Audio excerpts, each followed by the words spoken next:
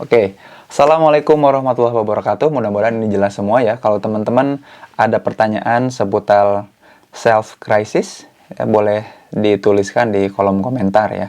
Nanti akan saya scroll ke atas untuk kita bisa diskusi ya. Jadi kali ini adalah episode ketiga dari Self Talk ya, program Self Talk, di mana saya akan ngajak teman-teman untuk saya ngajak teman-teman untuk teman-teman bisa ngajak diri sendiri untuk ngobrol. Jadi saya ngajak teman-teman untuk bisa self-talk. Ini poin paling penting kalau teman-teman nyimak di episode pertama self-talk, maka teman-teman akan mendapati betapa pentingnya ngobrol sama diri sendiri. Termasuk saya sudah jelaskan literatur reviewnya, sejarahnya dari self ya. Mulai dari sejarah berdirinya psikologi sampai ngomongin soal self yang sangat relevan sampai saat ini. Jadi kenapa psikologi masih bertahan dan kayaknya satu-satunya ilmu yang akan terus-menerus ada dan relevan ya. Ada dan relevan walaupun zaman berubah karena teknologi adalah psikologi. Jadi selama manusianya ada, psikologi itu akan selalu relevan sama perkembangan zaman. Nah, makanya teman-teman kalau mau ada yang ditanyakan, ditanggapi, dikomentarin, nanti boleh ya di kolom komentar. Saya akan mulai dulu bernarasi selama mungkin sekitar setengah jam. Dari situ nanti saya akan cek komentar-komentar dan saya akan mulai jawab beberapa pertanyaan atau menanggapi beberapa komentar dan tanggapan ya.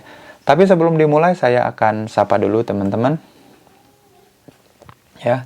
Thank you, dan buat teman-teman yang belum follow Hey Academy juga follow Hey Academy ya. Jadi dua episode lalu saya di akunnya Zain Permana. Sekarang di 2 episode yang akan datang saya akan live-nya di sini dulu ya, di Hey Academy, baru nanti di Zain Permana lagi. Oke, saya akan mulai ngomongin self crisis ya. Jadi di self talk kedua itu kan kita ngomongin soal optimis. Bagaimana seseorang atau diri itu mampu untuk optimizing the self ya, optimis itu namanya. Nah, tapi kebanyakan kita jadinya pesimis. Kenapa jadi pesimis ya? Karena ada hal-hal yang bisa jadi masih belum kita tuntaskan dengan diri. Yang dimaksud tuntaskan tuh bukan hal-hal yang di masa lalu ya, tapi di saat ini, yaitu kita jarang ngajak diri kita duduk bareng untuk ngobrol. Ya, duduk bareng dalam satu frame pikiran yang sama. Jadi si saya ngajak aku ini untuk ngobrol bareng. Nah, kita jarang banget ngelakukan itu. Nah, makanya pesimisme terjadi ya. Kita jadi nggak optimis. Nah, tapi saya mau ngomongin soal ini nih. Saya mau ngomongin tentang krisis ya. Jadi kita pasti akan menemukan fase atau masa-masa di mana memang pesimisme itu terjadi secara otomatis. Saya ulangi lagi ya. Kita akan menemukan satu fase dalam hidup kita. Nggak satu, tapi berulang-ulang. Jadi kita akan nemu fase-fase dalam hidup kita yang membuat pesimisme itu menjadi otomatis terjadi dalam diri kita. Ya, menjadi otomatis terjadi dalam diri kita. Fase ini namanya fase krisis ya. Nah, apa yang dimaksud dengan krisis? Jadi yang dimaksud dengan krisis itu, jadi krisis itu bukan langka. Jadi saya pernah bahas ini di mana ya? Kok jadi kayak deja vu ya? Jadi krisis itu bukan langka, tapi krisis itu adalah lack of option. Jadi krisis itu bukan langka, tapi krisis itu ketika kita lack of option. Ketika kita kekurangan pilihan. Barangnya ada, tapi kita nggak punya pilihan lain selain ngambil barang itu. Contohnya self-crisis, contohnya krisis beras misalkan. Bukan berarti berasnya langka dan susah ditemukan, enggak. Berasnya ada, tapi kita nggak punya pilihan lain selain beras yang itu. Nggak bisa milih beras merah, beras apalah, beras dari mana lah. Enggak, kita cuma bisa makan beras itu. Itu namanya krisis. Contoh krisis lain adalah krisis pendidikan. Kita nggak bisa milih. Jadi kalau mau bagus ya mahal. Kalau mau murah ya jelek gitu. Itu krisis. Kita kok jadinya nggak punya opsi gitu. Kita nggak punya opsi yang bervariasi. Jadi krisis itu bukan berarti nggak ada barangnya. Bukan berarti barangnya langka. Tapi krisis itu adalah sesuatu yang membuat kita kehilangan opsi, nggak punya opsi. Jadi lack of option itu krisis. Ya, jadi krisis itu ketika kita lack of option. Jadi bukan langka, tapi lack of option. Nah, krisis ini terjadi pada beberapa fase. Yang, oh iya, saya pernah bahas ini di quarter life crisis ya. Oh ya, ini Soraya udah ngasih tahu. Adrian Nusadi, saya simpan 2 episode sebelumnya di YouTube ya. Cek YouTube, semua rekaman-rekaman itu pasti saya simpan di YouTube. Jadi ya, quarter life crisis itu salah satu krisis yang terjadi. Tapi banyak loh krisis-krisis yang terjadi. Banyak banget krisis-krisis yang terjadi dalam hidup kita. Banyak. Bergantung apa? Nah, ini yang mau saya jelasin ya. Gitu. Bergantung dari apa? Nah, bergantung dari kita lagi ada di fase atau tahapan perkembangan apa.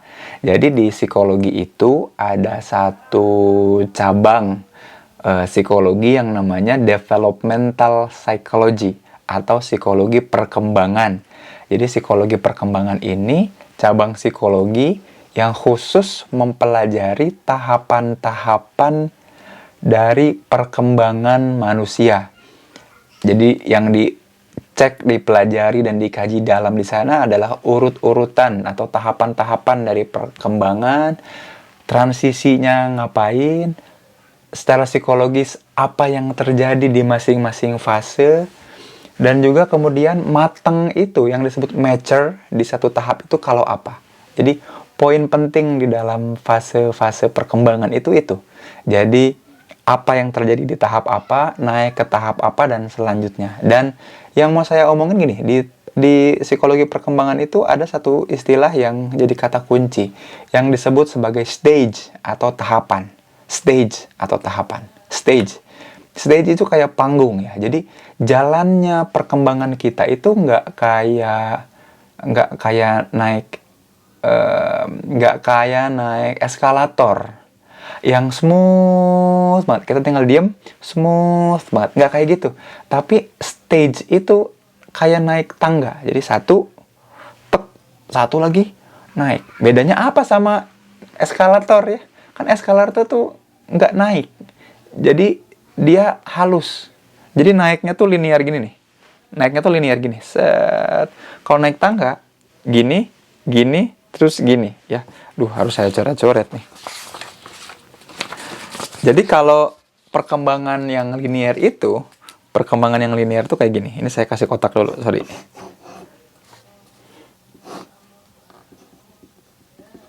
Nah, ini tuh yang linear. Kelihatan nggak? Ya. Ini itu yang linear. Lurus aja. Maksudnya apa? Kalau nambah satu X di sini, nambah satu Y di sini lagi. Linear jadinya. Nah, kalau stage, tahapan itu nggak kayak gitu. Ini saya jelasin dulu ya. Agak berat memang. Nah, stage.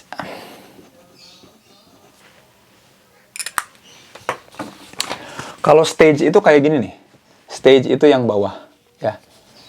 Ini itu stage, ini linear. Ini stage, ini linear. Ya. Yang ini stage, yang ini linear. Nah, perkembangan kita tuh nggak linear, tapi stage. Maksudnya gimana stage? Apa bedanya sama linear? Orang sama-sama perkembangan. Beda banget stage sama linear. Kalau linear itu, seolah-olah kita otomatis bertambah, pertambahannya atau pertumbuhan atau perkembangannya tuh halus, smooth. Padahal kalau stage itu nggak. Jadi pernah nggak teman-teman bayangin ini? Pernah nggak teman-teman ngalamin gini? Waktu SMP, kita diajarin satu rumus matematika. Tapi kita baru ngertinya SMA. Kenapa coba? Apa yang terjadi? Ya karena stage-nya nggak memungkinkan kita berhasil di SMP. Atau kalau yang terjadi pada saya tuh gini. Saya waktu S1, semester 1 diajarin statistik sama filsafat. Sumpah itu mah, nggak ngerti sama sekali. Sama sekali nggak ngerti. Nah, belajar hal yang sama pas S2. Loh, kok kayak gampang ya? Terus saya jadi mikir, gua ini kemarin kemana aja? Kok materi yang segampang ini kok bisa nggak ngerti? Pertanyaannya bukan kita yang nggak ngerti dulu, tapi memang tahapan perkembangan kita belum nyampe. Otak kita belum nyampe, ya. Otak kita belum nyampe. Nah, stage itu ngomongin itu. Jadi, ada tahapan-tahapan tertentu yang di perpindahan antar tahap ini mengharuskan kita mengalami satu fase-fase yang namanya fase krisis. Ini mudah-mudahan paham ya.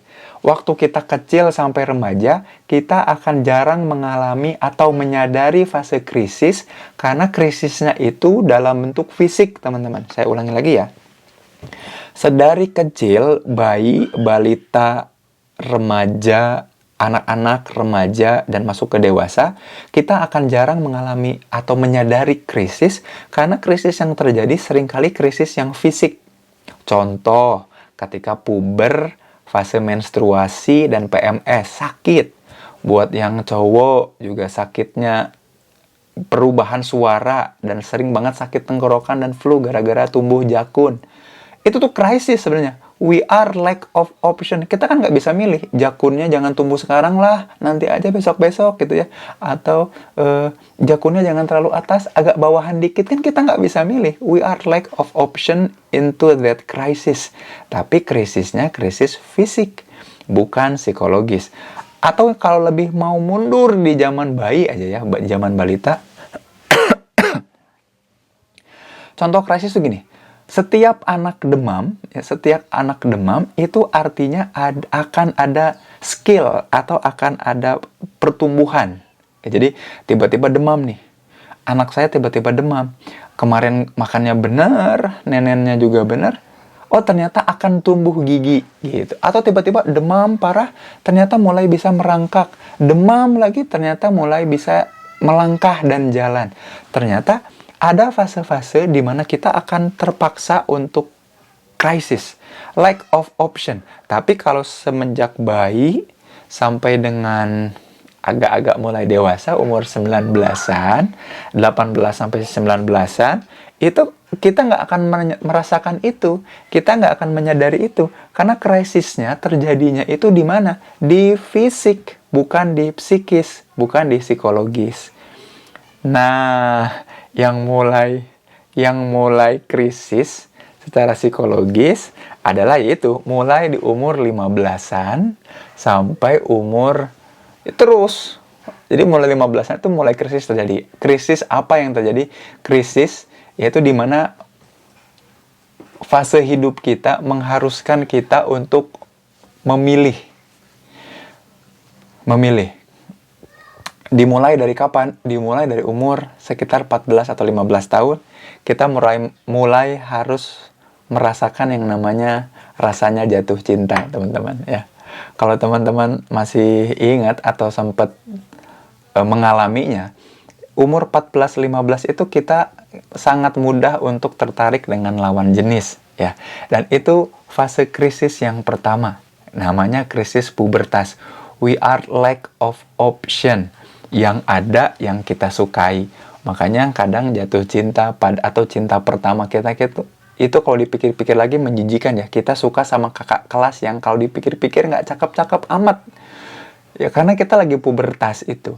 Atau kita tiba-tiba suka sama teman sekelas yang sebetulnya nggak banget. Tapi waktu itu tuh kayaknya tuh rasanya tuh suka banget. Itu tuh lagi krisis namanya. Ya. Selain itu di umur 15 juga, selain krisis lack of option dalam jatuh cinta, juga krisis yang namanya identity crisis. Kenapa krisis identitas? Karena kita waktu itu lagi bingung banget. Anak-anak bukan, tapi orang dewasa juga bukan. Nah biasanya kalau lagi kumpul-kumpul keluarga, atau lagi kumpul lagi lebaran, ini membingungkan kita ya. Kenapa membingungkan kita? Kita bingung mau berkumpul sama yang mana. Sama bocah-bocah terlalu gede kitanya, sama anak-anak gede, sama uwa-uwa, paman-paman, om-om, tante. Kita terlalu kecil. Jadi kita krisis identitas, identity crisis di umur 15 tahun. Sampai sini mudah-mudahan jelas ya. Jadi krisis itu memang terjadi pada diri kita, namanya self crisis. Physically kita nggak nyadar itu karena ya itu terjadi dan nggak nggak sadar kalau fisik. Tapi kalau psikologis, ini tuh terjadi di setiap fase kita berpindah. Jadi di masa-masa transisi, di masa-masa perpindahan, krisis-krisis ini selalu terjadi, teman-teman. Ya, tadi yang saya kasih tahu, salah satu contohnya jatuh cinta ketika mulai secara fisik, organ-organ genital, organ-organ reproduksi kita tuh matang. Nah, matang ini membuat kita jadi suka sama lawan jenis. Mulai krisis jatuh cinta. Siapapun yang ada, kita jatuh cinta. Makanya cinta pertama, suka pertama kan suka menjijikan ya. Apalagi cinta monyet ya. Aku yang cinta, dia yang nganggap aku monyet gitu. Dan juga krisis tentang identitas ya. Karena gua anak-anak bukan, tapi dewasa juga bukan. Ini gua ada di mana? Itu juga krisis yang kedua. Dan selama kita pindah fase, kita akan krisis lagi. Lulus SMP, bingung mau masuk SMA mana, kita akan krisis. Ngelihat name-nya segitu-gitu aja, kan ngambil keputusan nih. Melihat nilai kita berapa, passing grade sekolah favorit berapa, kita otomatis harus memutuskan. Dorongan orang tua seperti apa, ngelihat kondisi finansial orang tua seperti apa, kita harus memutuskan. Nah, di fase dimana kita harus kembali memutuskan, maka krisis itu terjadi. Ya, we are lack of option gitu. Lalu setelah lulus SMA, kita mau masuk kuliah, kita juga dihadapkan lagi pada fase krisis lagi, dimana kita harus memutuskan lagi. Jadi intinya gini, krisis itu ketika kita lagi di fase atau di tahapan dimana kita harus memutuskan, ketika kita harus mengambil keputusan, tapi ternyata kita nggak punya banyak pilihan, we are lack of option, maka itu namanya krisis. Kita lagi krisis. Termasuk tadi, aduh nilai gua kecil, biaya nggak ada pilihan lain selain masuk kampus yang ini, selain jurusan ini. Nah, kalau nggak ada pilihan, we are lack of option, kita lagi krisis. Gitu. Self-crisis. Nah, yang lebih gila, yang kerasa banget, karena kita pada tahapan itu sedang berada di puncak-puncak tertinggi kesadaran, yaitu umur 25. Biasanya, rata-ratanya berdasarkan penelitian, kita mengalami krisis kehidupan yang besar. Karena disitulah kita mulai mempertanyakan eksistensi hidup. Nah, makanya itu disebut sebagai quarter life crisis. Ya. Tapi nanti juga kita akan nemu krisis lain. Ketika mulai menikah, krisis. Ketika mulai punya anak, ada parental crisis namanya. Ketika mulai tua dan anak-anak udah mulai dewasa, ya kita sendirian ditinggal sama anak yang udah mulai nikah dan mulai berangkat keluar kota, ngekos sendiri, merantau gitu ya. Kita ditinggalkan. Ada juga namanya midlife crisis. Banyak krisis-krisis lain. Tapi yang harus kita upayakan adalah bagaimana ketika menghadapi tiap fase-fase krisis dalam kehidupan, gitu ya. Nah, itu kita udah sampai di titik itu ya, titik di mana saya mau cerita bahwa ternyata krisis itu automatically terjadi bergantung kita sedang berada di tahap apa. Biasanya krisis itu akan muncul ketika kita diharuskan untuk mengambil keputusan. Ketika kita diminta untuk memutuskan, maka kita akan mulai krisis apabila kita lack of option. Sedikit pilihannya. Gitu, teman-teman ya. Sampai sini benar-benar jelas ya. Itu soal krisis. Nah, sekarang bagaimana mengatasi krisis ini? Nah, mengatasi krisis itu nggak bisa tiba-tiba ketika krisis ya. Jadi nggak bisa sifatnya kuratif, nggak bisa menyembuhkan. Kok tiba-tiba gatal ya? Nggak bisa tiba-tiba menyembuhkan, tapi harus preventif. Jadi di setiap fase kehidupan, maka upayakan kita selalu melakukan kegiatan-kegiatan atau aktivitas-aktivitas yang sifatnya eksploratif ya. Satu, makanya how to, bagaimana caranya prevent self-crisis adalah always exploring yourself. Jadi langkah kunci pertama untuk prevensi menghindari krisis adalah di setiap fase atau kegiatan yang kita alami, kita harus selalu exploring ourselves, mengeksplor diri kita. What do I mean by exploring the self? Apa sih yang saya maksud dengan mengeksplor diri kita? Makanya kita harus mulai kenal sama apa-apa yang kita punya. Jadi kita harus sadari, kenali apa-apa yang kita miliki. Jadi semua resource, semua sumber daya, semua modal yang kita punya, kita harus sadari, lalu inventarisir, ada apa aja. Gua punya apa aja nih? Punya otak cemerlang nggak? Punya bokap dan nyokap yang kaya nggak? Di sekitar kita ada barang-barang apa? Explore yourself. Jadi, di-explore diri kita dengan menginventarisasi. Jadi, explore yourself itu sadari, kenali, dan inventarisasi. Ya, jadi cara pertama di langkah explore yourself adalah sadari, kenali, dan inventarisasi. Gitu ya. Terus yang kedua di explore yourself adalah kira-kira dengan resource atau sumber daya yang ada ini, dengan inventarisasi dengan barang-barang dan resource inventarisir yang kita punya, kita bisa create apa? Jadi pertanyaannya itu, kita bisa create apa? Tapi yang dimaksud dengan bisa ini bukan berarti jauh-jauh ya. Jadi dengan hal ini aku bisa nih 0 sampai 100. Jangan dulu 0 ke 100, tapi bisa nggak 0 ke 1 aja dulu. Jadi create sesuatu itu jangan mikir 0 ke 100 dulu, tapi coba dulu 0 ke 1. Artinya apa? Artinya cari dari yang paling mudah bisa kita lakukan. Cari dari yang paling mudah yang bisa kita lakukan. So, yang saya maksud dengan create adalah kira-kira dengan resource yang kita punya, kita paling mudah melakukan apa? Explore terus itu. Cari yang memudahkan kita, yang bikin kita mudah dulu. Itu yang harus kita lakukan dalam exploring the self ya. Sampai sini mudah-mudahan paham. Dan untungnya orang-orang yang punya eksplorasi, kegiatan eksploratif adalah ketika fase krisis itu tiba, dia not lack of option. Jadi nggak terlalu kritis, tapi masih punya opsi-opsi yang bisa dijalani. Kayak saya nih sebagai seorang pegawai, karyawannya Unjani, misalkan dosen, pengajar, ketika krisis ini terjadi, ada pandemi ini terjadi, saya punya banyak pilihan secara finansial, gitu. Bisa ini bisa, itu bisa, secara online juga bisa. Nah, yang saya khawatirkan itu kan teman-teman atau saudara-saudara kita yang lack of option.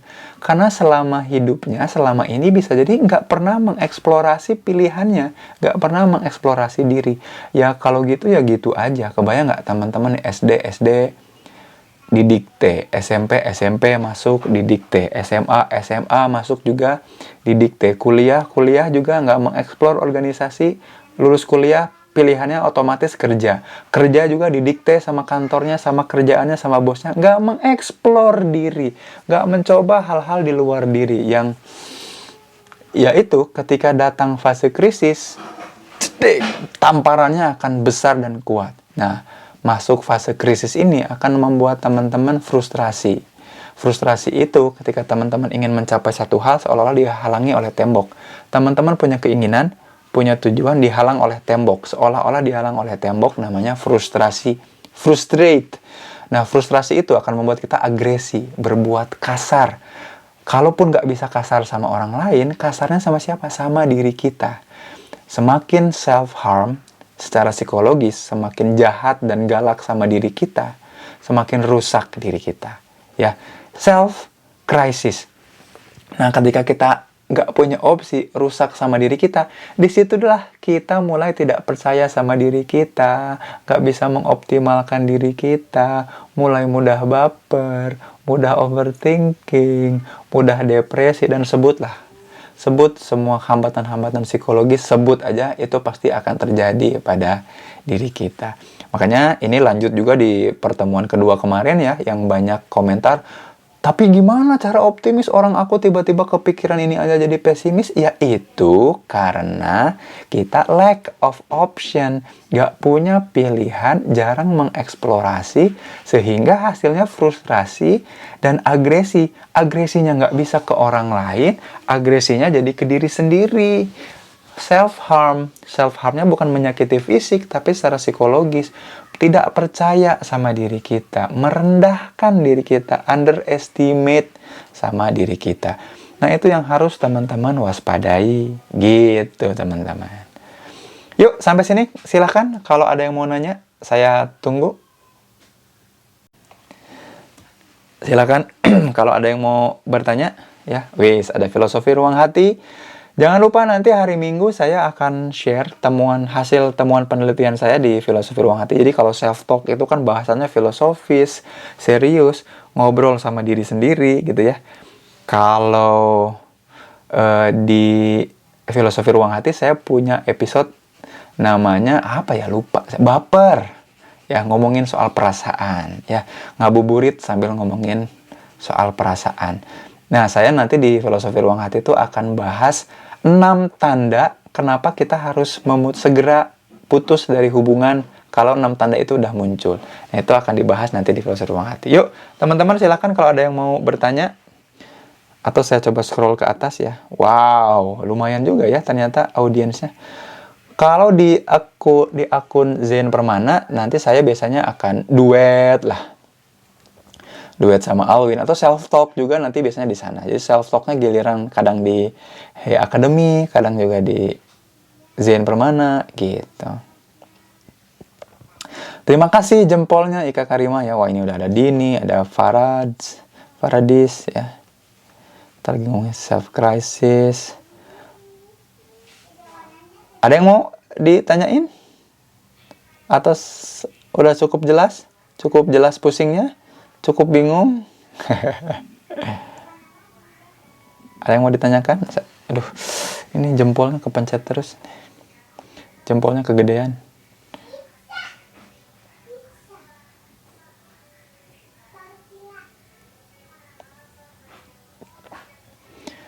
Oke, apa yang kita lakukan? Rina Aziz ya. Apa yang dilakukan kalau frustrasi? Oh, nanti ya, bentar ya. Jawab itunya nanti. Kang mau cerita. Amna. Aku pernah coba exploring tools of myself. Dan itu memerlukan waktu yang sangat lama dan lumayan capek. Oke, gimana ya Kang biar enjoy dan terbaik?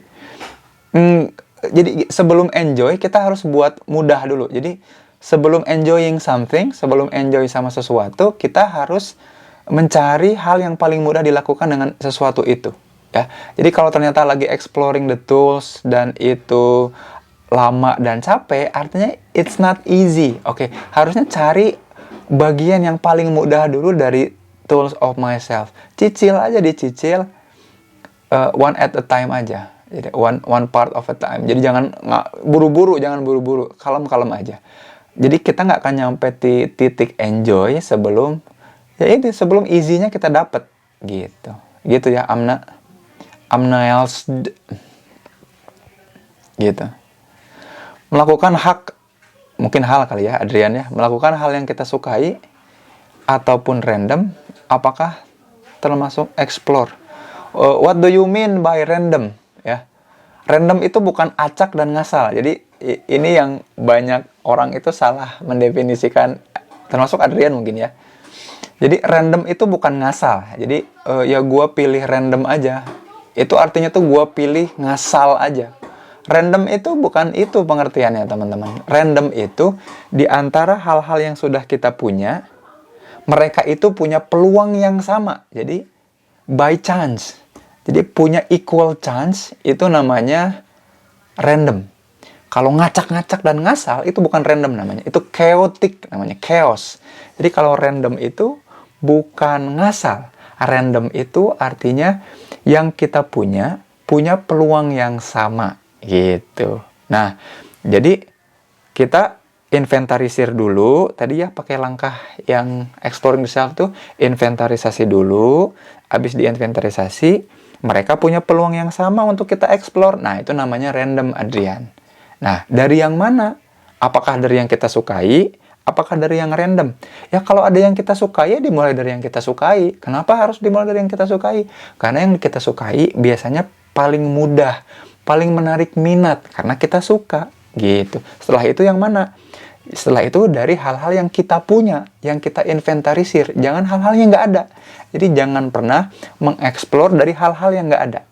Dan kalau yang dimaksud Adrian random itu ngasal, bukan berarti. Tapi random itu by chance, ya. By peluang, punya peluang yang sama. Equal chance, itu namanya random. Ngasal, bukan random. Gitu. Gitu. Kang, berarti oke, Zahro gimana? Nyambung sama growth mindset yang kemarin ya, yang bercanda itu kemarin. Apakah nyambung sama growth mindset? Kalau mau disambung-sambungin bisa.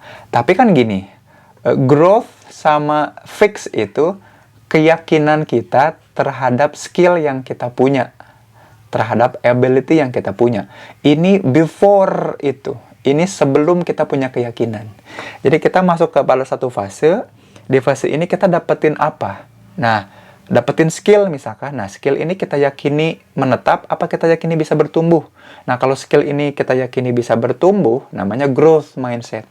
Kalau skill ini kita yakini bisa berubah, menetap, namanya fixed mindset. Tapi ini sebelum itu. Sebelum kita punya skill itu. Kita lagi di titik dimana kita akan punya skill. Tapi pilihannya nggak ada, namanya krisis, gitu. Jadi, apakah nyambung? Kalau mau disambung-sambung bisa, tapi ini kalau sesuai urutannya before, bahkan jauh sebelum itu. Before, sebelum. Ya, Intan Rahmau, Kang, self crisis kan karena adanya perpindahan fase. Ya, self crisis itu always in transition, ya, selalu di transisi, di masa-masa perpindahan, di fase perpindahan. Nah, saat mau menikah itu mulai ada cara mengupin. Apa itu mengupin? Mengupin diri, mengupin gitu ya maksudnya. Oke. Makanya harus explore dulu diri, gitu ya. Cek di channel YouTube saya udah bahas soal apa yang harus dilakukan. Ini saya kerjasama sama Pre-Marriage Talk ya, videonya itu. Coba cek deh. Di situ ada kok saya bahas, apalagi yang ada hubungannya sama nikah. Nikah itu kan big decision ya, keputusan yang sangat besar, yang sangat krusial. Nah, jangan sampai nikahnya itu karena krisis. Ada krisis di pernikahan. Bukan di pernikahan. Ada krisis di pengambilan keputusannya. Ya, nah itu gimana caranya? Itu ada di video yang di YouTube ya. Saya lupa apa ya judulnya ya. Persiapan pernikahan atau apa, lupa saya. Uni Adika, ketika jatuh cinta membuat kita juga benci sama diri sendiri. Oke. Dan itu selalu terjadi setiap punya perasaan terhadap seseorang. Ya, kalau ternyata nggak punya pilihan, jadi setiap kita mencintai orang, maka kita nggak punya pilihan mencintainya sambil membenci diri, ya karena lack of option, lagi krisis, gitu. Nah, sekarang saya mau masuk ke pertanyaan yang tadi Rina Aziz sampaikan juga. Jadi kalau frustrasi kita harus ngapain? Jadi kan tadi saya udah sempat bilang ya, how to prevent, bagaimana cara mencegah si krisis ini. Salah satunya adalah dengan exploring yourself. Nah, exploring yourself ini tadi cara pertama dengan inventarisasi, yaitu sadari, kenali apa yang kita punya, lalu diinventarisir. Ya, apa aja yang kita punya. Mau itu resource, materi, relasi, inventarisir semua. Yang kedua, dari resource tadi, dari semua yang udah diinventarisir, create something. Bisa nggak dibuat sesuatu? Itu yang pertama. Jadi, langkah pertamanya ada dua cara. Langkah pertama itu tadi apa? Exploring yourself. Langkahnya dua. Inventarisir sama creating something. Nah, yang kedua adalah langkah pertamanya kan tadi yang exploring yourself. Langkah keduanya adalah tetap self-talk. Jadi, apapun yang akan kita bahas nanti di self-talk ini, langkahnya itu pasti salah satunya ada self-talk, ngobrol. Jadi, frustrasi itu muncul ketika exploring, kita nggak dapat apa yang bisa di-explore, kita creating, kita nggak dapat apa yang bisa di-creating, karena apa-apa yang dilakukan selama exploring yourself itu harus sambil self-talk. Dan self-talk ini harus bikin kita ngobrol. Nah, termasuk juga ketika kita jatuh cinta, bisa nggak kita mencintai dia seperti kita mencintai diri sendiri? Kalau nggak bisa, atau kalau kita tiba-tiba jatuhnya benci sama diri sendiri karena kita mencintai orang lain, artinya diri kita juga mencegah kita untuk mencintai orang lain. Artinya poinnya adalah, oke, stop, jangan dulu cinta sama orang, yuk cinta dulu sama aku. Berarti tugasnya Uni Adhika adalah, you have to love yourself first. Gimana caranya, Kang? Ya itu tadi, explore dulu. Apa yang bikin kamu benci sama kamu? Kenapa aku tuh benci sama saya? Kenapa saya benci sama aku? You have to talk with yourself. Self-talk. Ngobrol lagi. Ya, Uni. Tadi menurut kejawab juga ya, Rina ya. Soal bagaimana mengatasi frustasi. Frustrate itu karena kita nggak ngobrol. We are lack of option, ngerasanya kehalang sama tembok. Karena kalau kita ngobrol, opsi-opsi itu akan muncul. Sama siapa ngobrolnya? Sama diri. Self-talk, ngobrol sama diri. Makanya ketika ngobrol sama diri itu mulai muncul inventarisasi, itu ngobrol sama diri. Exploring the self juga ngobrol sama diri. Raffi Fandi, seorang yang menjadi moody, apakah termasuk dalam konteks krisis? Lalu bagaimana mengatasi moody? Mood itu jadi mood itu durasi panjang dari emosi. Kalau kita nggak lack of control, jadi kita nggak punya kontrol terhadap emosi, ya bisa jadi moody. Jadi apakah itu juga di krisis? Ya salah satu akibat atau salah satu dampak buruk dari self crisis adalah itu moody. Moody itu apa? Jadi produktivitas harian kita yang rutin itu hancur dan rusak karena emosi, namanya mood. Gitu ya. Bad mood itu kan gitu. Ya, termasuk. Kok lama-lama aku jadi ngomongnya kayak agak teriak-teriak ya. Selalu aja kayak gitu. Di awal-awal live itu lembut ya. Lama-lama teriak-teriak. Sama-sama Adrian, thank you. Oke Kang, aku tambah bingung tapi tambah setuju. Iya dong. Bingung itu karena kita mulai ngajak diri ngobrol. Atau diri mulai. Jadi si aku itu bilang ke saya, naon sih? Ini ngomong apa sih? Lu ngomong apaan sih? Ya makanya duduk dulu ngobrol, men. Kita ngobrol, gitu.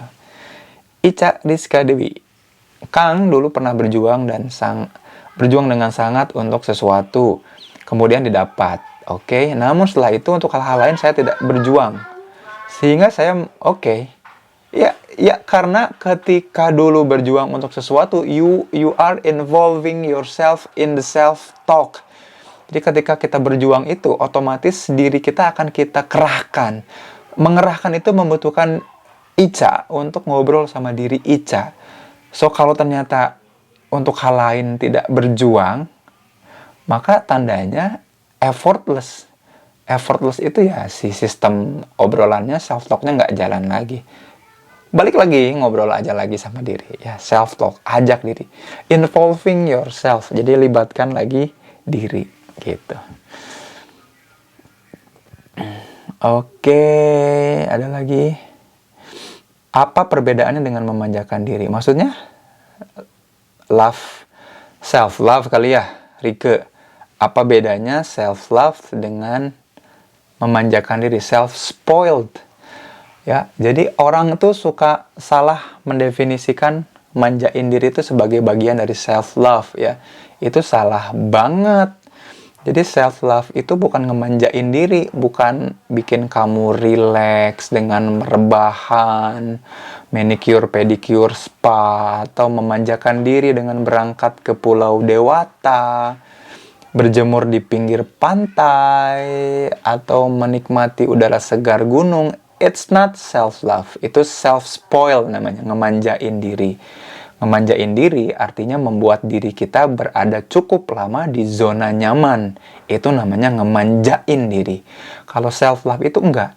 Mencintai diri itu memastikan kita selalu mendapatkan pertumbuhan dan perbaikan walaupun bukan di zona nyaman. Itu namanya self-love. Jadi kalau kita ngemanjain diri, ngebiarin diri kita berada di zona nyaman, itu bukan self-love namanya, itu self-spoil, ngemanjain diri. Kalau self-love, dimanapun level kita, di zona belajar, di zona ketakutan, di zona pertumbuhan, kita membuat diri kita mendapatkan hikmah dan pelajaran. Itu namanya self-love. Itu pasti akan ngedorong diri kita untuk terus berkarya, berprestasi, bermanfaat. Itu self-love. Gitu, itu beda banget, Rike, antara self-spoil dengan self-love. Kang, bisa nggak sih kita tuh menghindari krisis? Nggak bisa dong. Nggak bisa. Yang bisa kita lakukan itu adalah meringankan efek buruk dari krisis. Itu dengan apa? Dengan milih banyak opsi. Dengan punya banyak opsi, dengan exploring the option, kita otomatis akan lebih mencegah dampak buruk atau akses negatif dari krisis. Gitu, Zahro. Ya.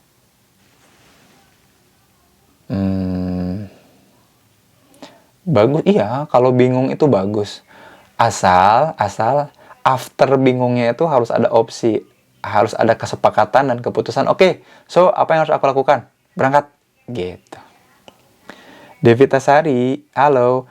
Kalau jadi mudah marah dan overthinking, berarti bisa aja selama ini udah musuhin diri sendiri. Iya, dan bisa jadi diri sendiri mempertanyakan diri sendiri. Gue ngapain ya kayak gini ya? Tapi udah benar kali ya? Tapi benar gitu? Ini kayak gini ya? Emang harusnya gitu ya? Yakin? Kayaknya, masa sih? Iya gitu? Itu kan udah mulai tuh. Udah mulai krisis tuh. Ya nggak, Devi ya? Benar nggak? Gitu. Atau keseringan nggak dengerin. Bukan keseringan nggak dengerin, tapi nggak secara sadar self-talk. Nggak ngajak ngobrol dengan sadar. Ajak ngobrol dengan sadar. Kalau ngobrolnya nggak sadar ya bahaya, pusing gitu. Ya, gitu. Asik banget, Al. Insya Allah sehat-sehat juga, Rif. Betul, Rike. Thank you ya, Rike ya. Udah joining. Setuju. Asik, love yourself. Belakangan ini saya rutin melakukan hobi-hobi bikin suatu karya yang membahagiakan. Yes, Ilul, that's right. Ya, betul sekali. Gitu. Tadi udah self-love. Ya. Self-love itu ketika di zona apapun kita mampu ngajak diri ini untuk mengambil hikmah. Gitu. Ya, dari kejadian-kejadian. Kan gimana caranya self-talk yang baik? Nggak tahu, yang baik itu nggak tahu. Yang penting you have to start aja dulu. Rina, mulai aja dulu, coba deh. Mulai coba. Tapi ngobrolnya itu harus nyadar. Jadi kayak yang kita ngobrol sama orang lain beneran aja. Harus nyadar. Kadang-kala susah ya. Makanya self-talk tuh ada dampak buruknya nggak sih? Kebanyakan tuh dampak positif. Dampak buruknya itu kalau kita narsis ya. Tapi jarang banget orang jadi narsis. Narsisus. Tahu kan cerita Narsisus? Tahu nggak kisah tentang Narsisus? Yaitu orang yang menemukan menemukan satu sungai atau kubangan atau danau yang jernih, kemudian dia bisa bercermin dari air itu dan dia melihat refleksi of himself. Dia melihat refleksi dirinya sendiri, lalu dia jadi jatuh cinta sama dirinya. Lalu dia ingin memeluk dan mendekap erat si orang itu, saking cintanya sama si refleksinya sampai dia mati tenggelam di situ kan. Luar biasa bodohnya itu. Narsistik namanya. Tapi enggak, kok self-talk yang baik itu kita harus mulai dulu, nanti kita akan bisa menilai. Apakah self-talk ini baik apa enggak. Tapi seenggaknya kita harus mulai dulu. Tapi kalau nanya, hasil self-talk yang baik itu apa, maka tetap ke pertumbuhan. Ke membuat diri kita growth. Diri ini yang growth. Gitu. Mulanya ya dengan bercermin aja, ngajak ngobrol, hey, apa kabar? Gitu. Jadi Rina ngobrol sama diri sendiri, halo Rina, apa kabar? Gimana? Gila nggak ngobrol kayak gini? Iya ya, gila. Gitu. Gimana kalau kita tulis yuk? Oke, tulis misalkan R, Rina aku sama R, Rina saya, RS, RA sama RS. Ngobrol aja. Seru. Coba ngobrol deh. Nanti lama-lama kita akan dapat refleksi diri, kontemplasi diri, cerminan diri, kesepakatan sama diri. Lama-lama we are believing ourselves. Kita percaya sama diri kita sendiri. Wah, jadi percaya diri deh. seru gitu.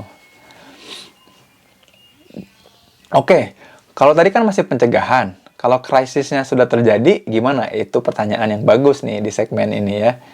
Betul, kalau udah kejadian krisis, seringkali kita nggak sadar itu krisis ya. Nah, maka caranya ketika kita krisis, susah sih sebetulnya untuk self-talk, akan sangat bias, akan sangat kabur, dan kita kalaupun self-talk akan keganggu banget, susah.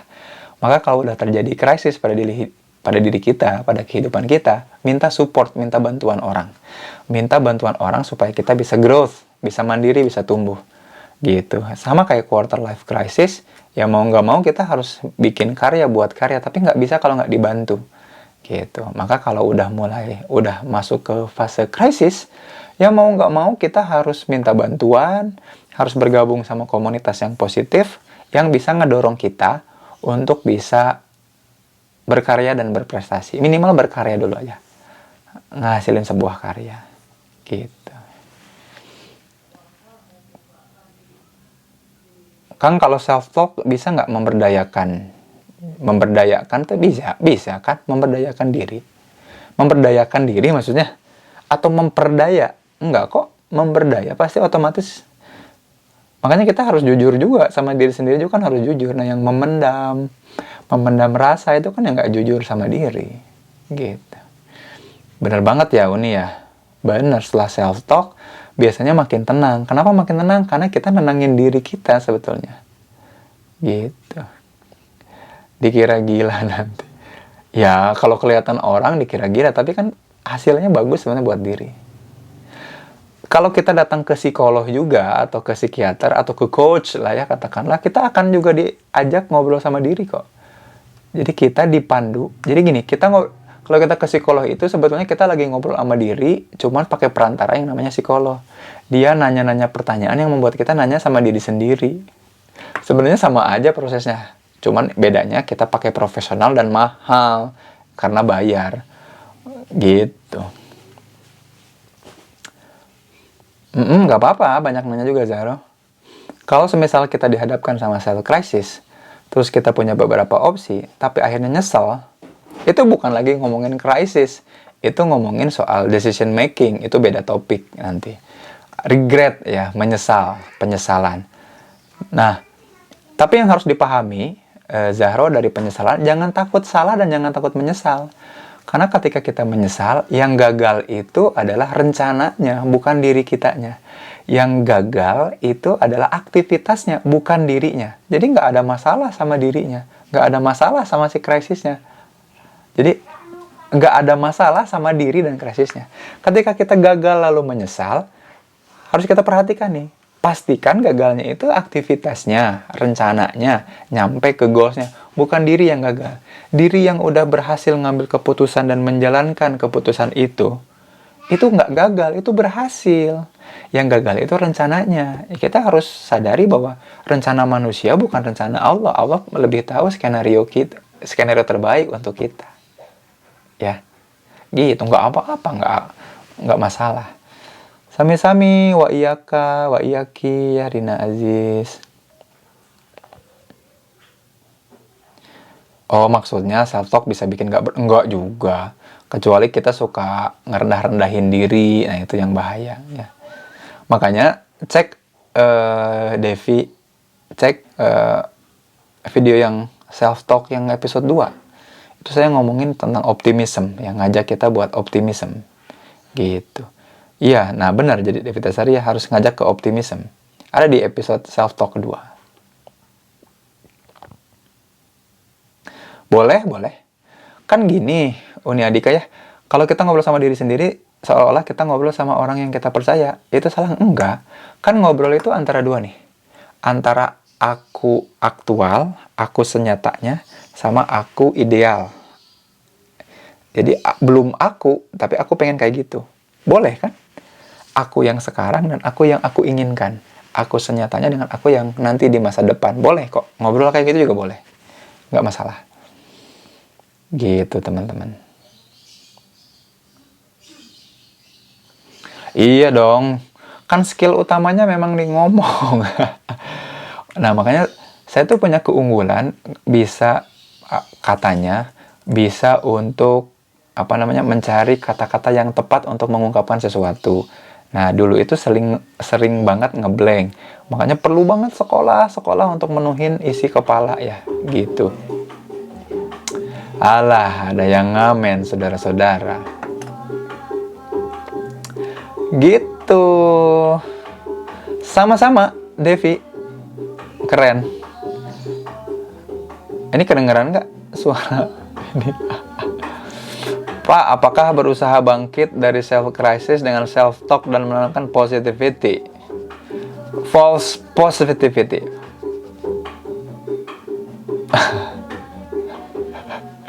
Aduh, ngamen.